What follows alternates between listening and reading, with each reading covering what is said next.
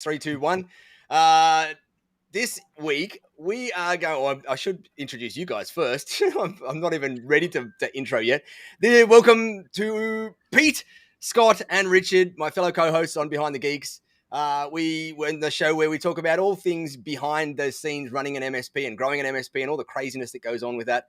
And this week, after last week's episode where we were talking about direct response marketing and traditional marketing methods and email marketing, we ended up ending the episode, and then we dived into about a half an hour conversation around credit control and talking about payment terms and all cash flow and all that sort of stuff. And so we thought, hey, let's set this week's topic talking about payment terms and credit crunches and cash flow and all those sorts of things, because all of the other juicy stuff that we talk about in an MSP is good, like pricing and packaging and plans and sales and marketing and all that stuff.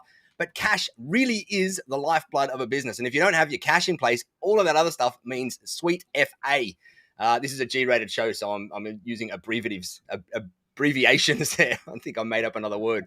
So tonight we're going to talk about all that stuff and whether it actually is possible for an MSP to get 100% of their work paid up front. And we can share a few stories in there. I know from my experience, when I first started my MSP, I was the world's worst at invoicing clients. I would do a job, and then I would probably invoice them 6 months later sometimes. And I even got my managed service agreements to the point where I didn't even invoice them for a 6-month period of time. Like, I was horrendous, and I'd give these 6-month terms to people until I nearly sent myself out of business a couple of times. And then when I sold my business, I was on the exact opposite end of the spectrum, in that probably 95 to 97% of our revenue was all upfront cash in bank before we did anything. And that was a journey to go through that whole particular process. But tonight I think we might kick off talking about just the different ways that you can deal with that sort of stuff. So I'm going to hand over to one of you guys, because I've butchered the beginning and I wasn't ready for it because Richard was talking about sex faces off air before we started. What happened to G-rated? Oh my goodness. And so I'll jump in, because we after the show last week, one of the questions that you said was, hey, what should we chat about next week? You know, what are some of the biggest pains that people have? And I was like, well, I'll tell you what, the biggest pain I'm having right now is getting people to pay on time.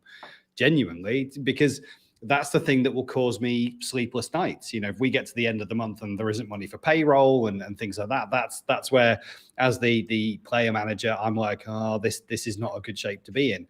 And it was caused by, you know, for us, you know, it's a lot of things. But one of the most recent examples, I think, was we'd finished a piece of work in September for about £9,000 of consultancy, and we got paid just about in January, after a lot of chasing and haggling and hassling. And it's absolutely crackers. You know, we give 14-day terms. We are very clear about that. We did a fantastic piece of work. They were happy. The client was happy. Everyone was happy with the work. But when it came to the payments, and you get the usual, oh yeah, no, just it's you know, oh yes, oh no, I've told the person, and yeah, you're on the next pay run. And even after chasing for 3 months, it wasn't like we'll get paid today. It's, oh no, I've definitely checked, and you're on the next payment run. Okay, well, when is that? Because I've already waited 3 months. I think it just sparked this whole conversation where we were talking about, you know, for us, you know, we do a lot of professional services work. And so that's where these types of things come in, where we go, hey, you know, we'll happily do the job. And maybe this has just been us being too friendly in our first 2 years of business. We'll do the job, and don't you worry about it. There's no, you know, hardware for us to acquire or software licenses. Actually, now I think about it, even the projects that we do with software licenses, we bill afterwards. What am I thinking?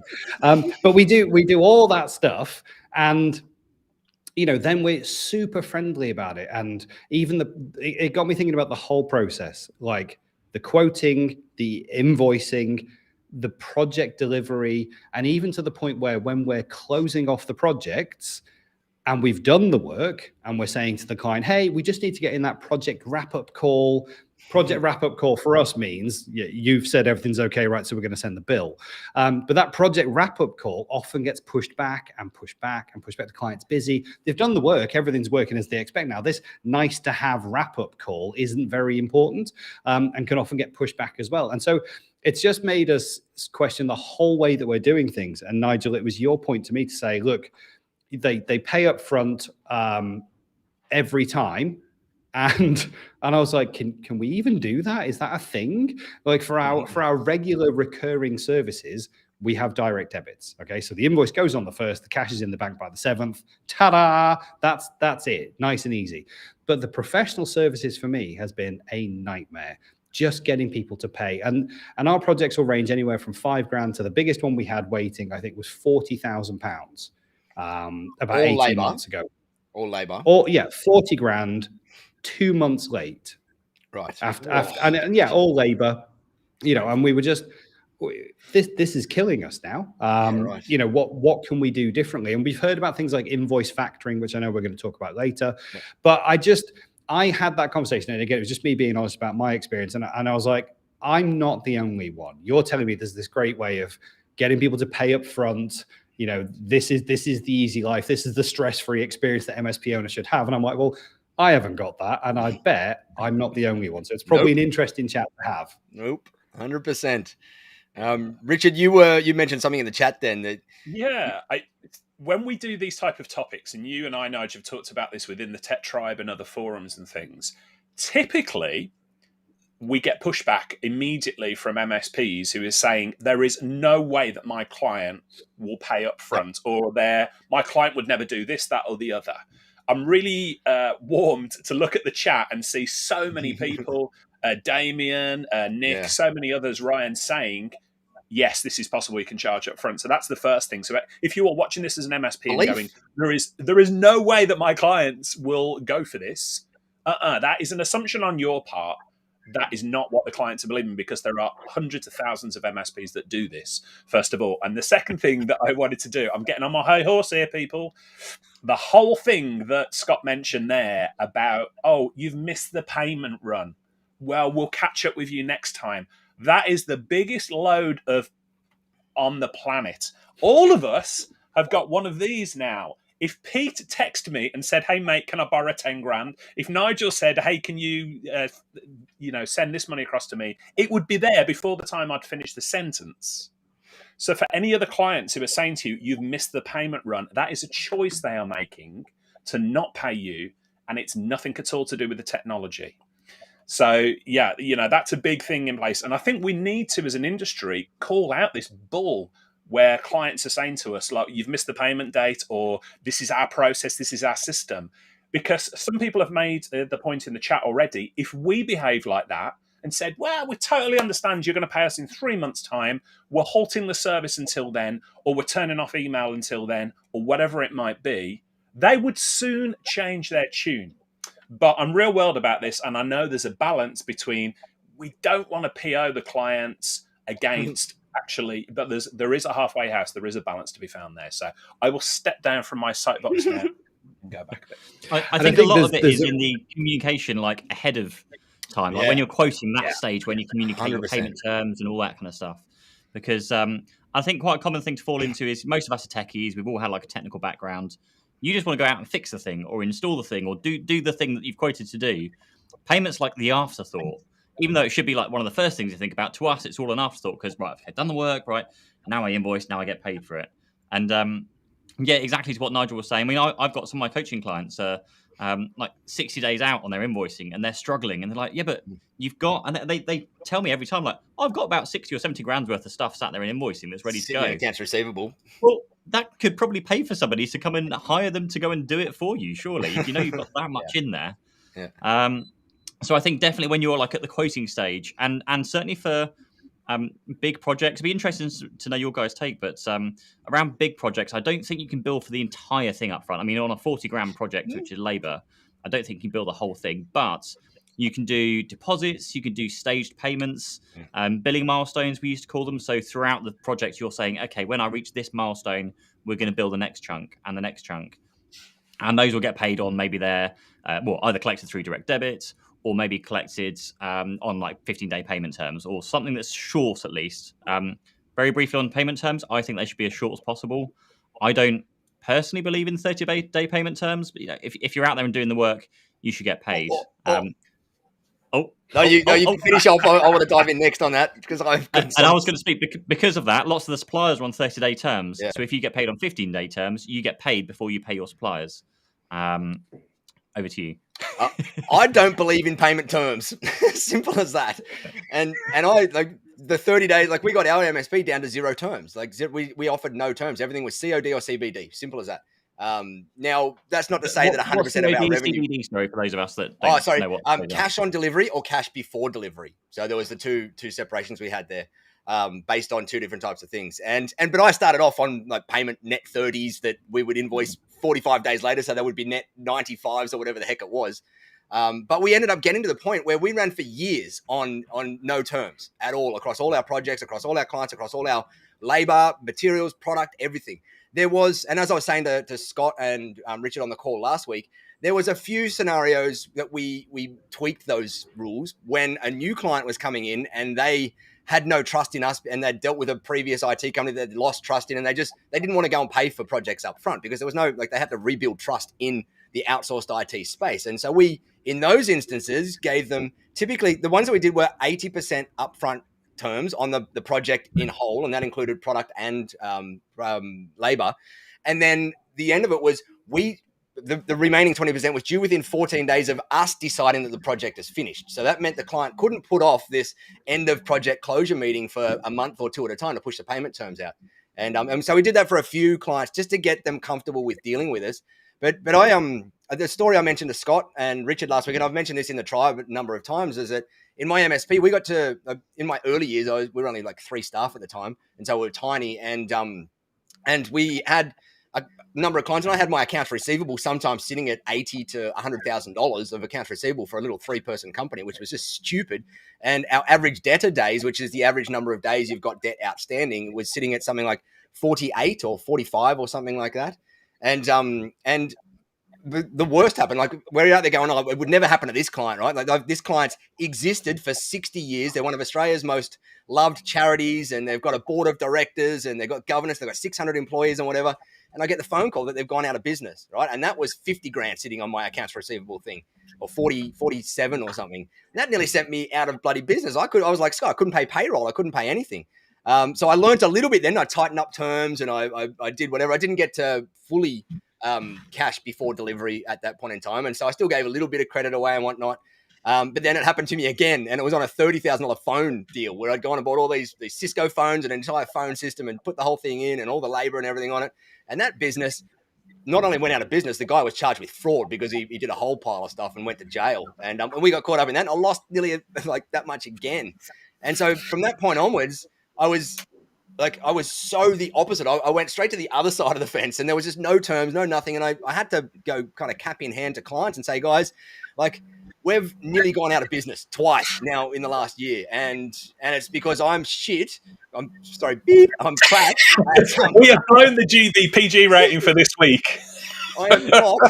I am not good at, I'm not a bank. I'm not good at credit risk management. We're good at IT. We can roll out awesome IT projects for you. We give you great customer experience and everything else. You can't treat us like a bank. We can't be your bank. We can't float your terms. We can't do anything like that.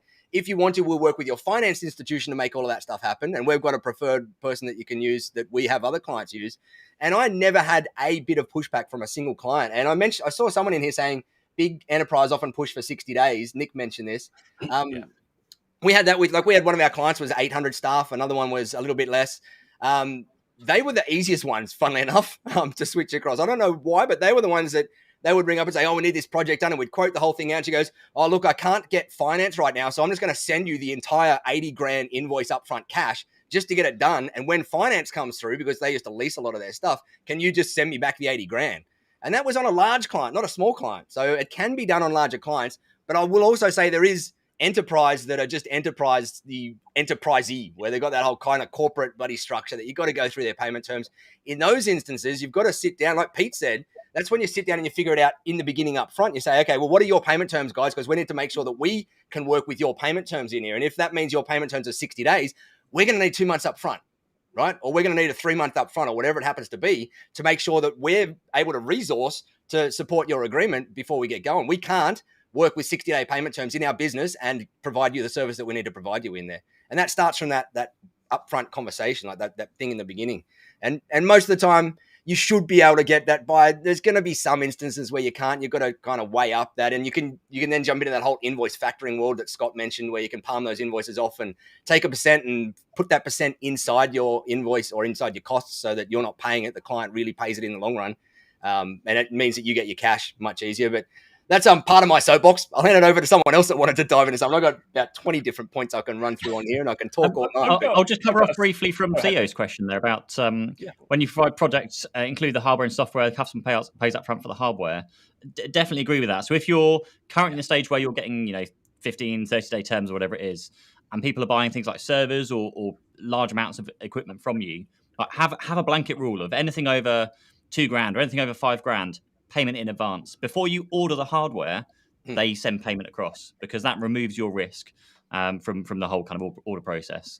So that's something I would definitely do from day one. Like if you're currently on payment terms, tomorrow change your quotes to say payment in advance for anything over 5K or something on those I don't lines. think you even need it over 5K. Like, it should be anything pretty much. Like, ours was anything, because the reason being is it's so easy to accept payment nowadays. So it's more for I'm thinking more when say you're installing a PC and it's like a $500 or $1,000 PC, and you're chucking 200 or 300 in installation on top. It doesn't seem. It's not worth, in my opinion, it's not worth the hassle to then send the invoice for the PC first, then a few days later send the invoice for just the labor, when in a week you've probably set it up and installed it anyway. Right. Okay. Gotcha. We did it slightly differently. We did it so that whenever we quoted a PC, there was always a labor cost fixed fee on the invoice, on the quote. And so it would be a fixed, they get to choose from a fixed fee on-site or a fixed fee remote, and a premium if they were a client that had some extra additions in there. And so they would accept the quote. The second they accept the quote, pops up saying, hey, do you want to pay right now so that we can order the thing for you? And they'd do it all in one. We didn't have that after thing in there, which I understand how that works, but we ended up not having it, which is why it made it easier the way we did it then to make sure that, like, PCs, anything, like ancillary stuff like cables and whatever, sure, you'd kind of throw that in and most of the time tack it on. But even $500, $1,000, like we didn't have a limit. Like, we quote you something, goes through the exact same process, whether it's $500 or $50,000 in there. And it made it easier. Like, everything was on the one invoice for them and for the PC as well. Like, they could just allocate that against whatever department it was. First time it goes wrong is when you change your mind on this. And again, for anybody watching this who's like, that wouldn't work, I can tell the story. I've shared it with Scott and Nigel and that before. But, we had a 10 grand piece of hardware that we had a good relationship with the client. And they were like, yeah, we'll pay you. But 10 grand at that stage of our business growth was the difference between us making payroll or not. Yeah. And the client didn't pay. And there was phone calls. I ended up going round to the MD's house and saying, if you don't pay this, like, we're in some serious trouble here. And it got resolved. But I can tell you, I had 2 really sleepless nights there.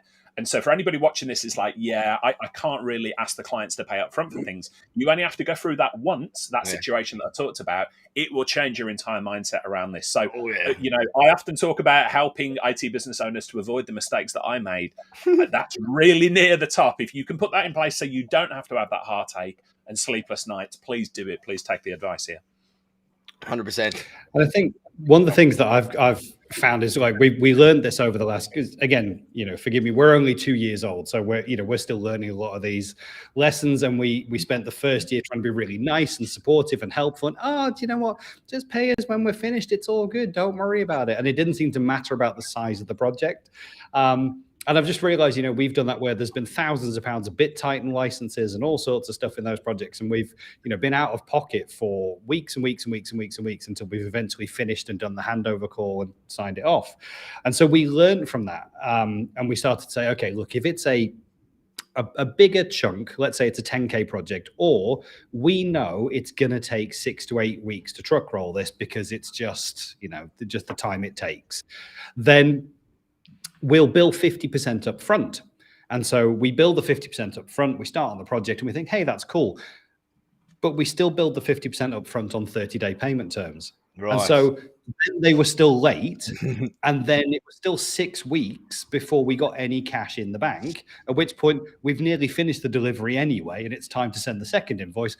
And all we've done now is make it 12 weeks before we actually get paid.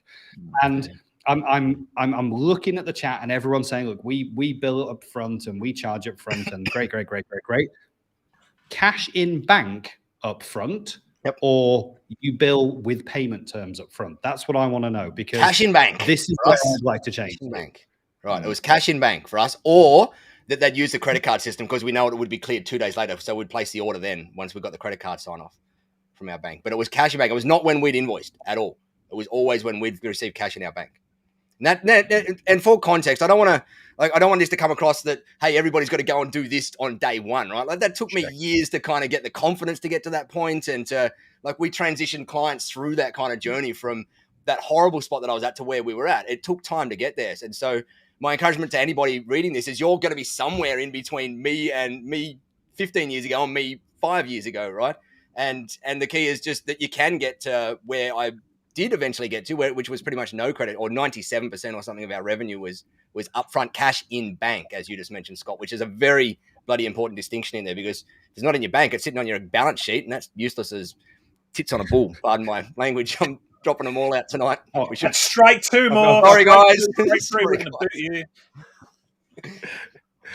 There's a couple of 100K sat on my accounts receivable. I'd be delighted if I could spend all of that right now. Look at the comments. Cash in bank, cash in bank, cash in bank. Damien says cash in bank, but it took 17 years to get there.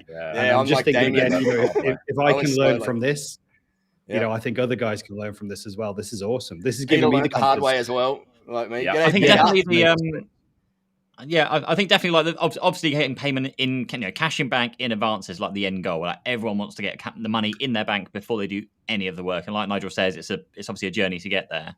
So I know we've got things like invoice factoring, which we can talk about in a moment if you like.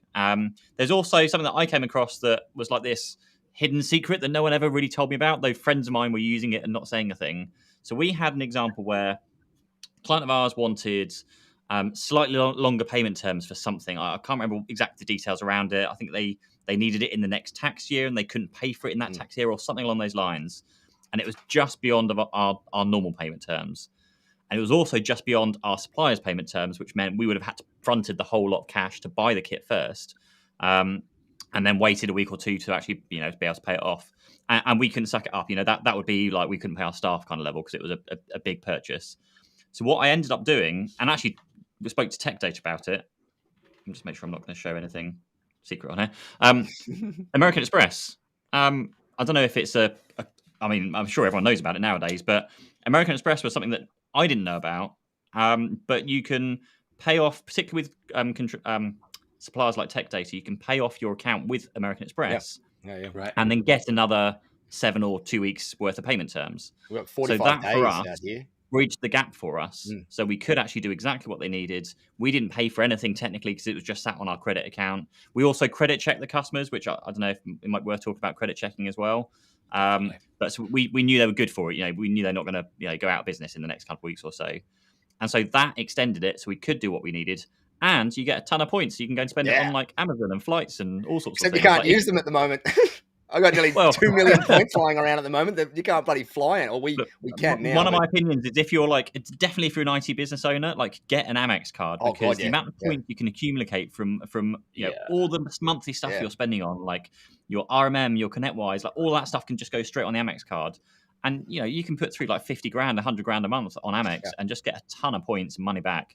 Amex is the top of the tree. Here in the UK, we've got Capital on Tap, who have got a Visa card. And so if you've got a supplier that doesn't take Amex, then Capital on Tap. So I would have the 1-2 whammy in the UK. Amex for like everything that can be used for it. But they don't Capital charge. on Tap. You can make hundreds, if not thousands of pounds a year on cashback on those type of things. So very good point. Yeah, absolutely. Do you want to touch on credit checking briefly? Yeah, you guys do a lot more of that in the UK, I think, don't you? Like I've only heard it from UK MSPs, the whole credit checking. You've got some great services and stuff that do it. So I'm keen to hear a bit about this. Yes, there was Credit Safe was the one that I've used a lot over the years, and it's great because you can basically, whenever you're looking to work with any client, you can sign up, type in their company name, and it will give you a whole credit history of like their credit score, the credit rating. Right. It also gives you a rough amount that you can kind of suck up from a credit point of view, from both a one-off project point of view and a monthly perspective as well. And you can also see the history, so you can see if it's trending towards they're getting worse or they're getting better and the credit's going up every single year. You can pull out finance documentation. You can pull out their annual accounts from Companies House as well. You can get a load of stuff through Credit Safe. And it's up to date as well. And the really good thing we found with this, and this isn't a plug for them, was that you can monitor companies. So we monitored all of our customers, we monitored all of our competitors. And so if anything changed, it would ping us alert, say their credit status has changed. It's dropped through the floor, new directors. We had an instance where one of our clients, all the directors and shareholders changed overnight. Everyone resigned, a whole new board were appointed, and they'd sold the business but not told anyone. We were the first person to find out, so we could then get on the phone and say, look, I know something's changed. Can we come in and have a chat and just get to know you? And that potentially would have saved us, because they might have had some other thoughts in the background of, we're going to bring in our other IT company, whatever it's going to be, to take over. So being first to know what's going on also means you're first on the debtors list if you ever do need to go and put in a claim, or go and chase for late payment if they're going bust, because they're going bust because it tells you they've just been voluntary liquidation or whatever it's going to go through. So having a service like that, I think if you can combine that with, if you're having payment terms, then at least you know that they're good for it. And particularly when you're taking on new clients as well, you can credit check new clients before you offer credit terms. And we always did payment in advance for the first thing you do, and then we'll credit check you and make sure you establish a good line of credit, and then you can have a credit account with 15-day terms. So in the UK, how does all that data feed back to those credit services? So do you, as like, if a client defaulted on a payment to you, could you go and alert some authority over there that then got sucked into that, and they use some sort of algorithm to see all of those alerts or something? I believe I think there's integrations with systems like Sage, which will actually report late payments. I believe so. I've not actually seen any of the payment companies 3 like months Sage. out of date, I think. Right. Yeah. So it's a lagging indicator, but it's still better than nothing. So. And that's what helps come up with that amount as well that you mentioned, Pete. Like, you can figure out how much money you could potentially float them in credit. Like, all of that data goes into some algorithm over there. Yeah, I think they analyze all the financial stats of what. Right, because I believe you guys can see financials of every private company over there, can't you? To a certain extent, yeah. Right. When you get to, is it 2 million, you have to report like full financials in your annual accounts. Right. Yeah. Okay. Yeah. That would help explain where all that data is coming from, because we don't have anything like that over here. Like, if you're a private company, you're a private company. You don't see your accounts. Like, no one's got access to it. If you default on a debt or whatever, no one knows unless it's so serious that the bank has tried to put you into liquidation, when it then will show up on your credit history. But that's kind of the last step. You can do so much before that last step that no one will ever see out here in Australia. So it's really hard to gather that. It's really good over here. If you, that's awesome. You can track it by like company name, but you can also go by director and shareholder name. So if you've got like the company owner, you can go, what other companies do they own? You can look at all their companies. Oh man, that would have saved me that 30 grand one, the fraud guy, because he had a history of it in the past. Well, exactly. It stops all of that. You can see, there's been a company liquidated after a year, and another one, and another one, and another one. You can find out all of that from credit monitoring. You mentioned Credit Safe, was it, Pete? Credit Safe. Was it Credit Safe or one you recommend? Yeah. So for anybody watching this and just starting out, these are paid services that you can use, and they're definitely worth the investment. But for those of you who are sort of on the line a little bit here and thinking, I don't want to pay for those services, you can actually get a lot of free credit checking tools at a certain degree. Iowaka do some. If you have a look for free credit checks of business, you will find some.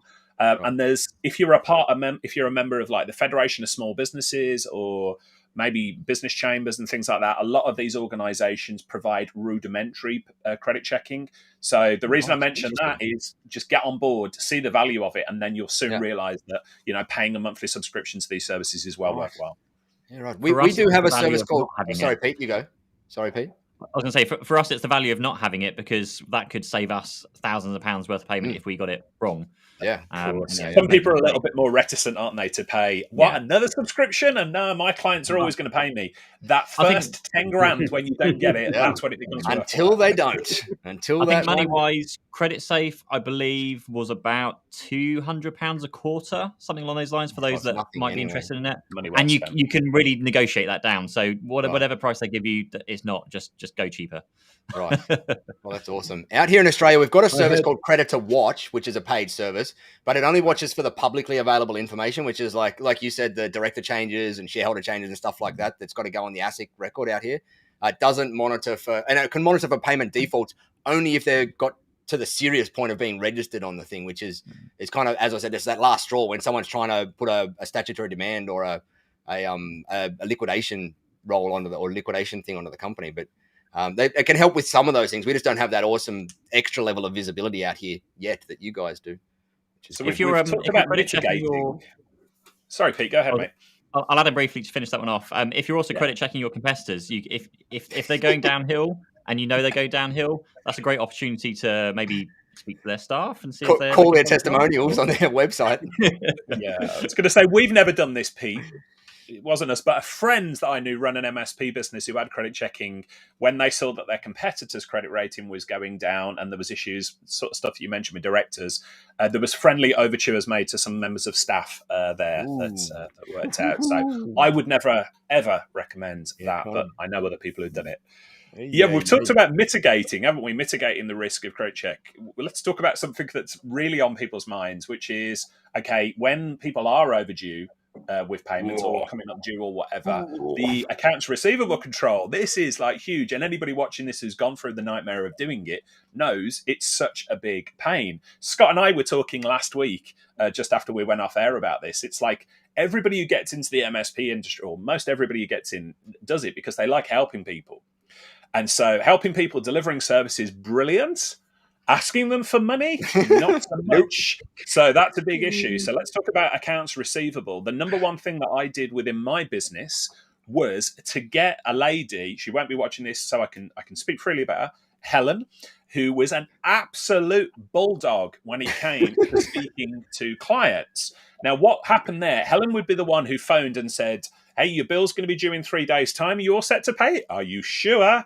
Yeah, money will be there. And then she would phone them again on the day. And if they were overdue, she would phone them and there would be no niceties. She would be straight in there with like, are you able to pay this? And the language is really interesting there. Are you able to pay this? Not when are you going to pay this? So there's a bit of an ego there, especially if you're speaking to male MDs and financial directors. Are you able to pay this bill? So just a tip there. But so she used to do that. And then when the client came to me and moaned about her and said, we've just had one of your team phone us and she has been really rude. And I'm like, dude, I totally understand. Yeah, she scares the living crap out of us as well. Look, the best thing that you can do is just pay it because we've got no control of her. She's a loose cannon, man.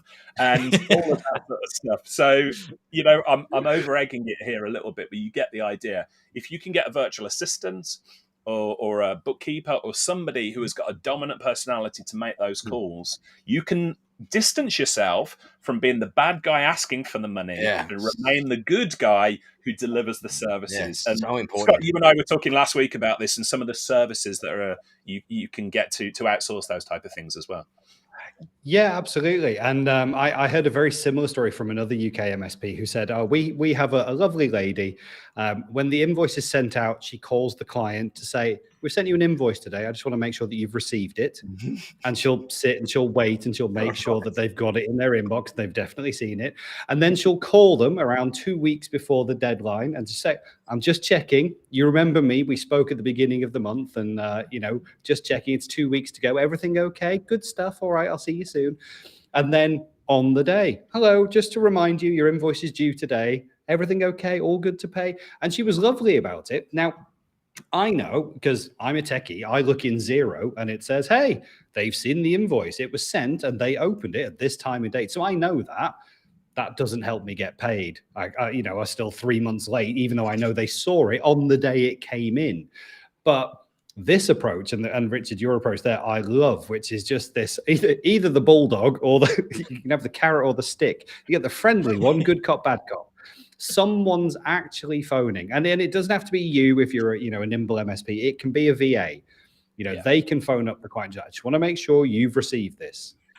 Are we on track for the payment date? Is everything okay? And then they can check in halfway before it's due just to double check. There are also some outsourced services, Richard, that you and I chatted about, like Chaser HQ. That's chaserhq.com. They will take your overdue invoices. If you're using a Xero or a QuickBooks or something like that, they can have access. They will take those overdue invoices and send up more automated chasing than you would normally do.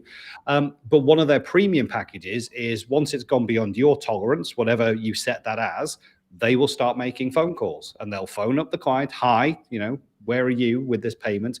Are you able to make the payment, Richard? Like the language that you use. Is there a problem we need to know about? Fast. Bulldog as a service. Yeah.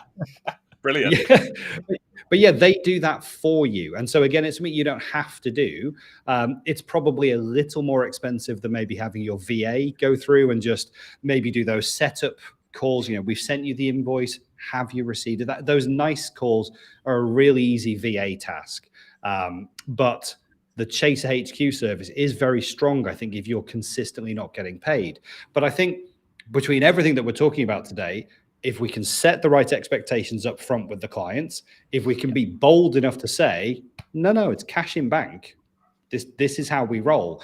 And like I think we chatted about after the show last week, if it's the first one's going to make you nervous, the first few are going to make you nervous if you're not already doing this. But once you get into that mindset and once you start getting clients who do pay you, your next conversation is really easy because it's no, this is how we do things. 100%. This is how our clients work with us. It's a proven process. And so off we go. Oh, I've just realized I said process because I've been on these calls with Nigel too much. The word is process, but I've been listening to Nigel and he's I say process. He's a process guy, and I've picked it up. Process. Yeah. But it just becomes your SOP, right? We get paid up front for these types of projects. As everyone has said, I think in the chat today as well, if it's a larger project, okay, maybe you can't take 100% up front, but staged payments, absolutely. And that first stage, I've now learned, is cash in bank. First stage is cash in bank. It's not here's an invoice and we'll get it in 30 days and we've already committed tons of engineering to this. It's cash in bank on the first one and then staged payments after that. I love it. I think there's so much here to take on from getting the right expectations, getting paid properly up front, getting things paid on time, and then chasing up if people still aren't paying on time. You know what I think was the part that helped the most in my instance was telling the story of why, like helping the clients understand the reason why. That was the biggest thing, I think. And I literally spoke to them, I explained the situation, and it was quite simply, hey, if you guys want us to be around to support you like we do now, today, tomorrow, and into the future, like I can't just be a bank anymore. I'm shit at it. Simple as that. Like I will likely go out of business because I'll make a stupid decision. Three more. That's three. Oh, sorry, guys. Sorry. I'll make a stupid decision and then you lose us, right? And I don't want that to happen. And so we could either spend all our time trying to worry about credit control or spend all that time worrying about delivering freaking awesome IT support to you guys. And that's what I want to focus on. And the more I got that across with passion and the story around nearly going out of business twice in there with significant sums of money for us, the easier it was for clients to go, yeah, okay, we can figure out a way to do it and we'll come to the middle or we'll meet this way or whatever. And as we said, kind of sitting with people and trying to understand their payment terms to make, because every business, like we, as a business owner, we all just want to put in process around our accounts payable so that we don't have to pay every single day and as invoices come in. So we still should try and understand their methods to when they do plan on paying things so we can try and work a way that works for both of us. And that might mean that you just got to get your second payment done, like pay for 2 months up front to get a month in advance, and then you're good to go. It doesn't matter if you're 14 days late or whatever then, because we've got that extra payment in advance from you. I quite like that as well. I've got a client where they're a bigger organization, so we just can't get them to pay any quicker. They're just big and clumsy and awkward, right? Yeah. But their Azure bills are now $25,000 a month. And so we use the Amex trick. That's great. Yep. So, we get invoiced around about the 1st by PAX 8. Unfortunately, the invoice detail isn't available on Azure subscriptions for about 4 or 5 days. So I can't invoice the client till about the 5th of the month. Then I'm saying to them, 7-day payment terms, because I need that money in, because PAX 8 only give me 14 days, of which I only really get 10. That goes on the Amex, but they are consistently paying 30 to 35 days. And so I'm just trapped in this cycle of bankrolling 25K on the Amex. Someone mentioned in the chat box that the way they do that is they figure out approximately how much it's going to be and make sure that part's paid up front in some sort of upfront thing. And then they just true up once a month, like after in arrears. Yeah. We used to do that with some backup services that we had where we there was a variable component that had to be done each month. And we just trued up in arrears for that minor variable component on top. But the whole base of it was... I like that. And I like what you said about saying, look, we expect your usage is going to be this, we can't give you 60-day payment terms. So we're going to charge you 2 months in advance, 3 months in advance, so that we have that. And if there's a true up that needs to happen, cool. We can do that quarterly or whatever. Yeah. And they're a large enough organization. They have the cash resources that we could do that. But again, it's just a mindset thing for us to go, okay, this is a consistent challenge. So what we're going to do is change how we bill you, and we're going to bill you more upfront than we do today. I really like that. I think that's a fantastic suggestion. I'm just going to pick up quickly on a few comments in the chat about trying to get the cards.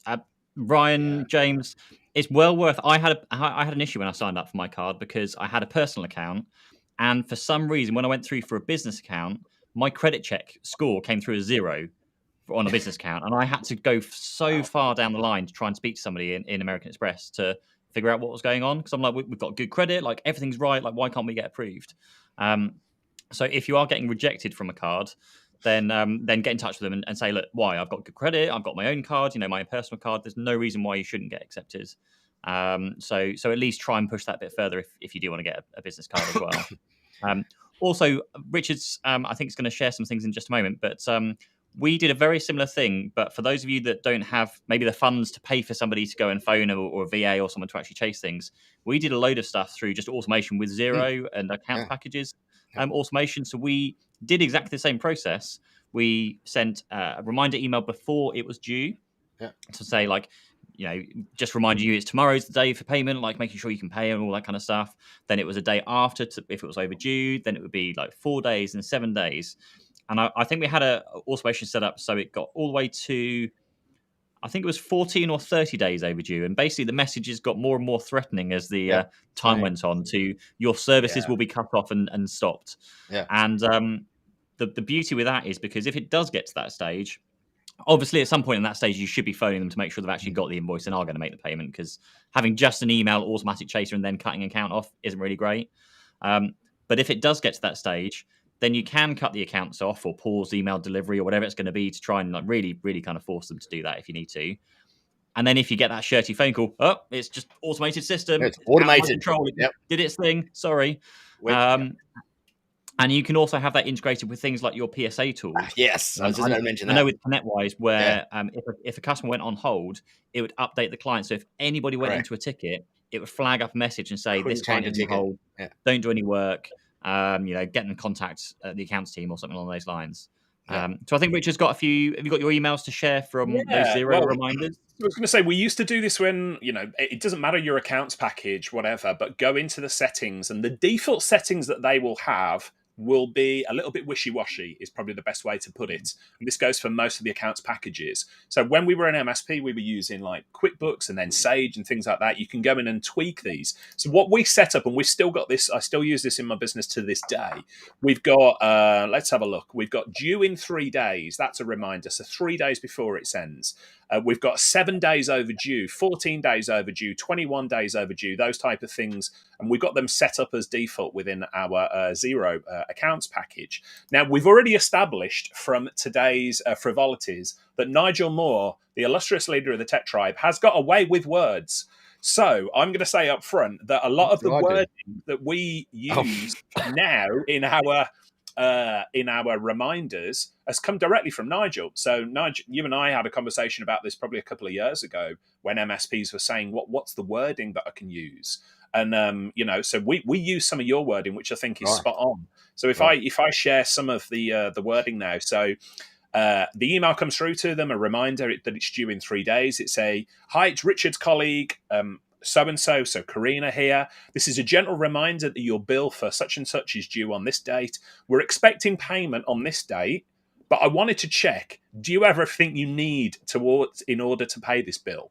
Please hit reply and let me know if there's anything you need. I'd be happy to help. If you've already paid the invoice, please ignore this email, smiley face, blah, blah, blah. So that's the first thing that we send. So make it a human-facing email rather than just like, your bill is due and blah, blah, blah, blah. And then when we get to the overdue ones, we start using, as Pete was saying, not threatening language, but much more stern. So like 21 days or 7 days overdue. We've sent reminders. However, the attached invoice is still overdue. What's going on? We really want to avoid our system automatically turning. Yeah, I remember writing those exact words. This is Nigel's work, so expect the profanity any minute. We really want to avoid the system automatically turning on credit hold. So please, can you organise payment now? If the system turns on credit hold, we will not be able to help you with any further work until the credit hold has been turned off. And then there's a bit, Nigel, this is definitely your wording. as you know, we need to make sure we keep a tight handle on our extending credit to make sure we're still around tomorrow There and you for the go. future. Yep. Speaking loudly and positively, and blah blah blah, and it goes on from there. Right. And then, so I think, again, thank you, Nigel, for providing that language without the profanity. I removed that bit, but I haven't heard them for years. I wrote them like 8 years ago or something.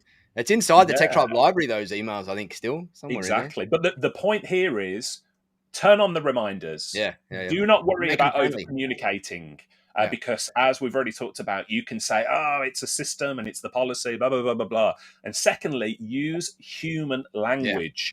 Because when these emails come in, if people get an email that says your invoice for such and such is, like, people turn off and like, yeah, whatever. If it comes through from a person, as an email from a person with human language in it, people pay more attention to it. We've had replies to these emails and stuff. So definitely a tip I thought worth throwing out. But thanks, Nigel, for giving us the language for that one. And there was the one in there as well that, as Pete said, we used to use ConnectWise in our MSP, and we had it set to whatever day it was, automatically put them on credit hold. And it was the email that sent the thing out saying, oh no, our system's just automatically put you on credit hold. We hate seeing this happen. Give us a call ASAP. And that was always after a phone call. We had a phone call like 7 days before that, I think, in the mix. But that last one was that. And when a client gets automatically put on credit hold once or twice, I should rewind and say that better. We never had a client get automatically put on credit hold more than twice. Once they had it twice, they learned, like, this, we're a squeaky wheel. We're going to be squeaky all the time. We're automatically going to cut your services off if you don't pay via this time. And we never lost a client over that. We never lost any clients over any of those sort of term things. There was a couple, like minor couple of uncomfortable conversations that we had to have in there. But it was overall, it was very positive from everybody in there. And it's just, as Richard said, just human language. Put a human behind that whole thing. The human bulldog, as you said before, but put a human in there, and human and humor if you can as well. A little bit of humor in an accounts receivable process goes a long way. Right. What have we got? Some more questions in there. I see a bunch of comments about the Amex thing. You sparked a. You probably just got. You need an affiliate link for Amex. I'm sure I can get an affiliate. Let me find my affiliate link. What was that? How is the influencer deal going with Amex, Pete? Yeah. But yeah, I couldn't, like, that credit card points one is huge. Like, we ran, like, all of our suppliers in Australia, all distributors took credit cards, including Amex, for no extra surcharge, which was amazing because all of our credit card companies out here give 45-day terms, typically 45 or 55 days interest free. That was huge. So we were still able to invoice all our clients up front for everything and then get 55-day terms on our invoices that we paid our vendors. And that meant that, like, for the last 4 or 5 years in my MSP, our cash flow was always awesome. It wasn't just good or average or struggling. It was awesome. We always had loads of cash in the bank and never, ever had a bill payment. And it was just because of those little tricks, like Pete just said then, like these terms and whatnot. There was another point I had in here, 2 points just quickly that I'll touch on. One that I see happen a lot in MSPs, and it used to happen to us, is when you're an MSP where you charge a lot of work, a lot of different ticket types and whatever, all under one invoice. And that typically happened in the early stages of my business, where we'd invoice at the end of the month for all the work during the month. And what would happen then is if a client then had a query on one particular ticket in that entire big invoice, they would hold that whole invoice up for the whole time. And so probably a couple of years into my journey, I swapped across to invoicing per ticket. So every single ticket had its own invoice, and the front page was a really nice overview of it. And then behind the page was all the time entries and whatever that went towards that particular ticket. And that meant that if a client wanted to hold that back for whatever reason, we had a thing in there that said, hey, any invoice queries or whatever, please make sure you sort them out within like 7 days or 14 days or something. And then go from there. But that individual ticket thing meant that they could only hold up that invoice payment, none of the other ones from that previous thing in time. And that was really helpful whenever we had invoice queries, which wasn't too often, but it does happen from time to time where someone wants to query something in there for whatever reason. It's normally when we didn't set good expectations up front. And the other one that I wanted to we tried to get one invoice. That having that for our clients would be like 30 invoices a month for your 30 tickets. Yes. We tried to then it's all down to one invoice. Yeah. That was how we got them on to managed services, right? That was it was like, oh, you don't like 30 invoices each month. Yeah, you don't like 30 invoices each month. Let me talk to you about our main offering that every other client is on apart from you. So yeah, it was I didn't like having to give 30 invoices a month, and we never had any that were 30, but there was a lot. And I didn't like doing it, but I knew it was a little bit of extra friction as well to get them across to some sort of fixed fee agreement in there in some way, shape, or form.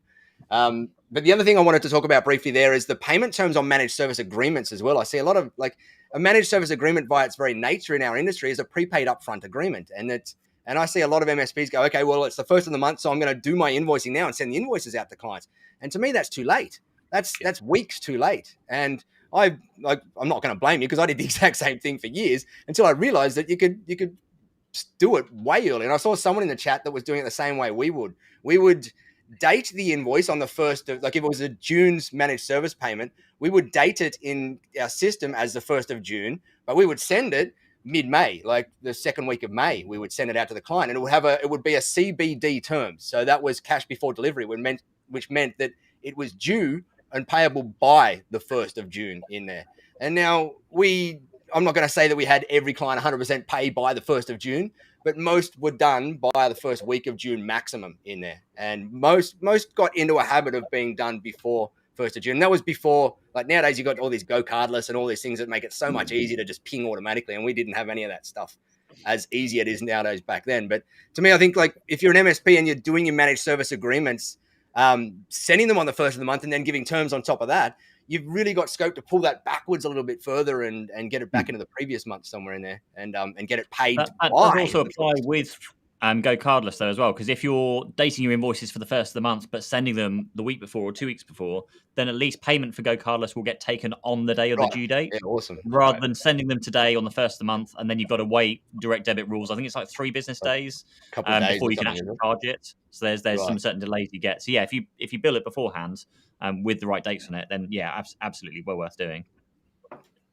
Cool. Yeah, that's a challenge for me at the minute. We use Zero and go cardless kind of integrated together, which is lovely for direct debit collections. But we're saying invoice goes out on the 1st. It's due by the 7th day of the month or whatever, and then go cardless will collect. But we're actually getting paid around about the 14th by go cardless, because it's waiting until the 7th and then it's applying to the bank. And so we're getting between the 12th and the 14th typically is when we get paid. So again, based on all these conversations today, those monthly invoices are now going to go out due on the 1st, payment on the 1st, and the direct debit will then immediately start that collection process. So we should have that within our bank within the first 7 days rather than sometime in 14 or 15 days. Yeah, awesome. The other thing I just wanted to ask, and I guess it's an opinion, and I probably know the answer, is we've talked a lot about, putting people on credit hold and saying, hey, we're going to, curtail your services or not offer any services, which is nice and easy when it's managed services. But what about, how do we feel this applies to licenses? And I want to ask this very pointedly because the 1st of March is coming and new commerce experience is coming to Microsoft. And there's some hard commitments in there now that they're unavoidable. If the client goes into this 1-year commitment, that bill's coming out every month, whether they use it or not.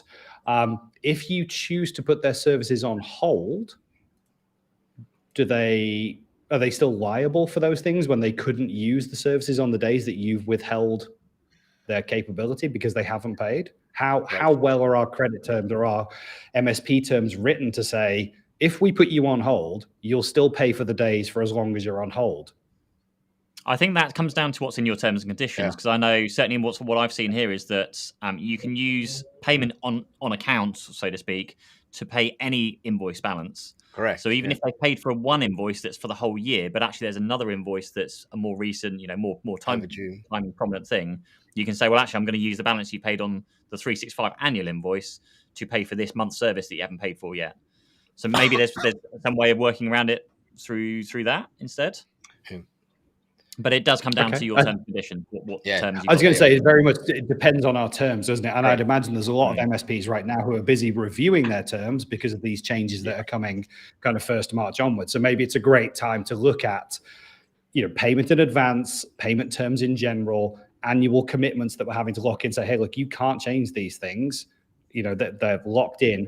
And also let's review that, if we put you on hold terminology, and just make sure that's in there as well. And that at no stage do you end up putting a client on hold for a week because they're late paying. And then they say, well, we haven't had service or licenses for a week, so I ain't paying for those.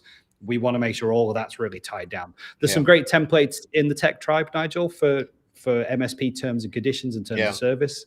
Yeah, and some of those things are different based on jurisdictions around the world as well. So that whole point of when you can bill for service. So you've got to be careful in your local jurisdiction or area around rules. And the US is probably the worst at that. So be very careful over there about how you do that sort of stuff, whether you're going to collect on stuff that you've turned services off on. But again, as Pete said, a lot of it can be covered in the way your terms are worded. And in the Tech Tribe, we've got some terms around that, especially around our choice of how payments get allocated against things. That, I believe, is in our standard terms and conditions in there, as well as that invoices can't be, like, if you're paying for a month, that month is a month as a whole. If you're like, you can't tally up and take 5 days out of it because you didn't pay for those 5 days and we had to go and turn it off because you didn't pay.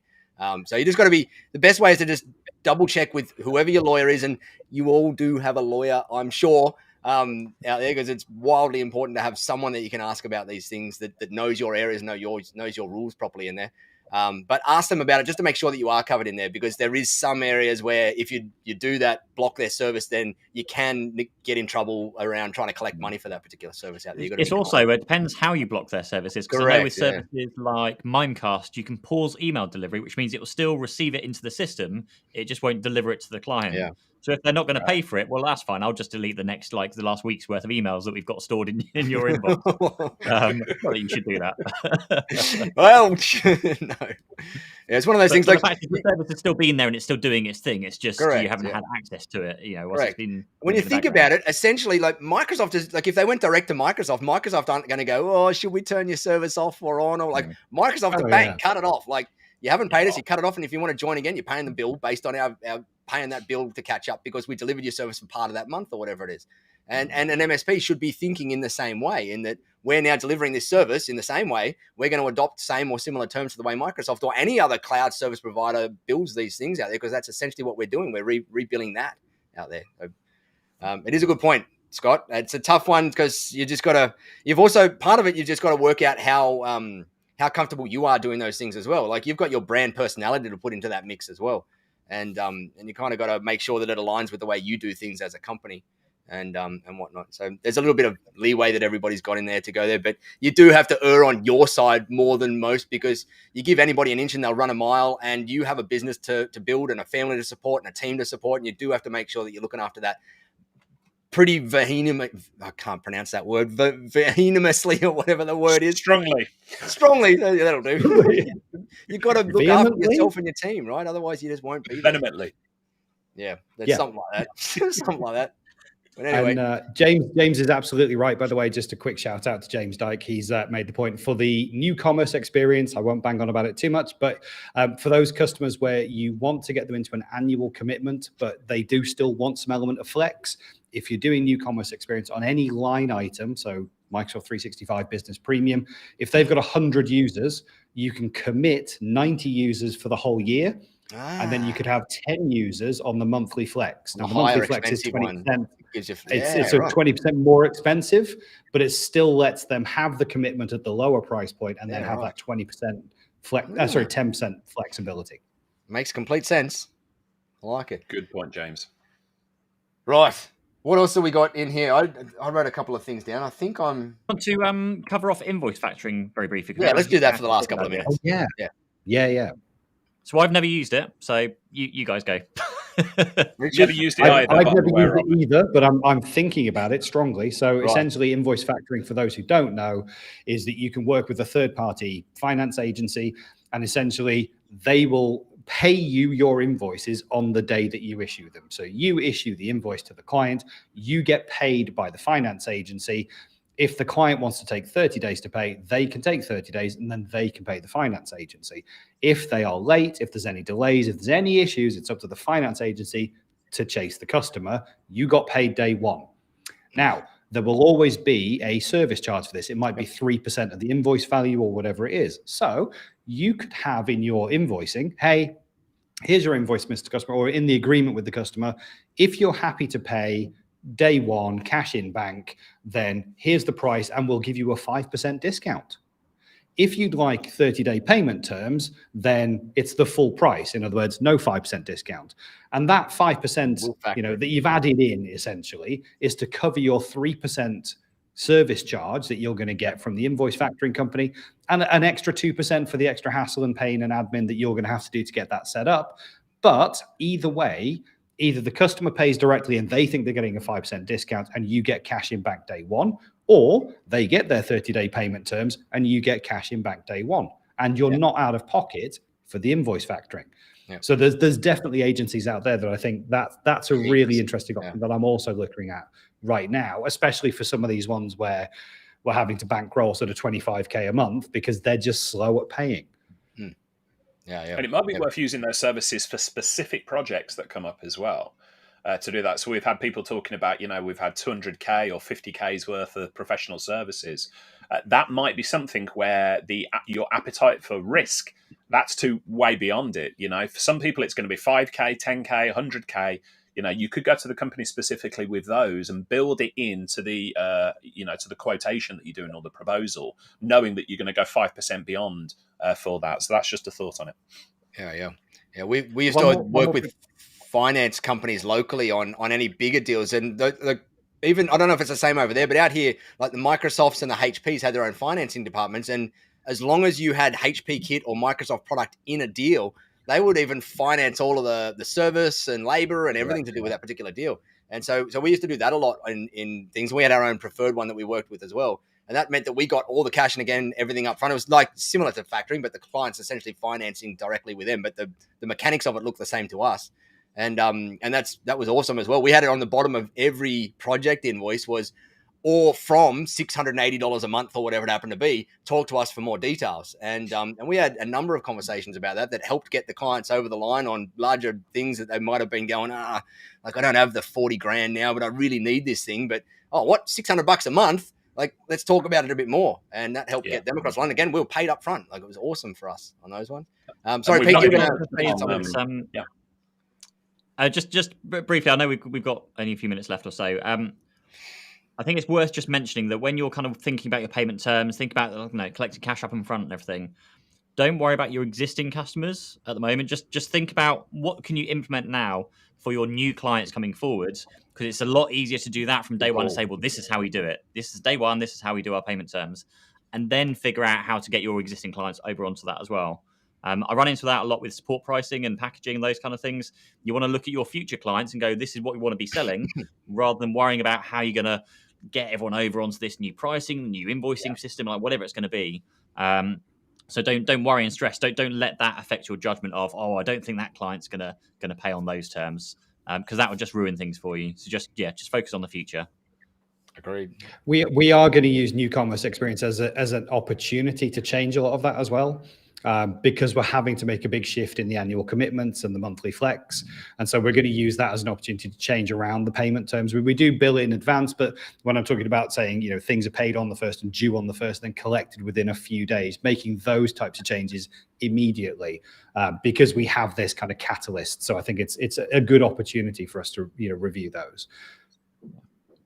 Agreed. There we go. We had an hour-long conversation about credit and credit terms and finance and all the most boring, unsexy stuff that could ever happen, but is the most important stuff behind the scenes in an MSP or any business. Because as I saw mentioned a couple of times in there, cash flow is king. It's that quote is done to death, but it's no truer word in business is that your cash flow defines everything, not only from the making sure you can pay everybody, but from the mental energy, like the mental energy that cash problems can put on you, and mental health problems that can put on you, that can take you away from caring about the business and caring about your clients and caring about your team and wanting to go and do all the visionary stuff that you want to do is huge. And so just the cost of that is worth more than anything else in there to make sure that you get your cash flow sorted out in there. So with that, I think it's time to finish up. We're a couple of minutes over. As always, I'm going to hand over to the wrap-up artist, Pete, to do his thing. Point somewhere. Scott, thank you so much. Yep. As always, same thing every week. Thank you for watching. Thanks for joining us. We're going down below Scott today for the subscribe button. So if you're watching this, if you're not already watching this on YouTube, head over to the YouTube channel. I think I've seen a few comments of the LinkedIn being a bit jerky in audio and video quality. So the use best place LinkedIn. to go, I would say, definitely go to YouTube in future and Yeah. just go straight for that. Yeah. Obviously, LinkedIn is just kind of a bit of an extra reach for us with our kind of connections on there. So yeah, subscribe on there. Use the link down below if you're not already a Tech Tribe member. There's like 50% off the first month. So that'll be down there too. Subscribe to the podcast. This is in audio format if you don't want to look at our beautiful faces every single week whilst you're driving your car or something. So that is on all your favorite platforms. And yeah, I think that's everything. And then we're going to have a chat in a minute about what we're going to talk about next week. Yeah, we'll figure it all out. Figure something out. Awesome. Thanks so much, guys. Thanks all. Thanks, See you later. everyone. Bye for now.